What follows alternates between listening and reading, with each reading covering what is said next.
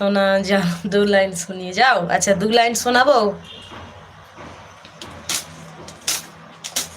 ঠিক আছে শোনাচ্ছি, শোনো। অজুহাতে যতক্ষণ দিচ্ছ ততক্ষণ বুঝতেই পারা, কি বললে এটা?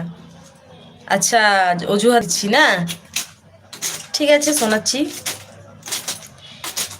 ঝিম ধারাতে চাই মনে হারাতে, এই ভালোবাসাতে আমাকে ভাসাতে।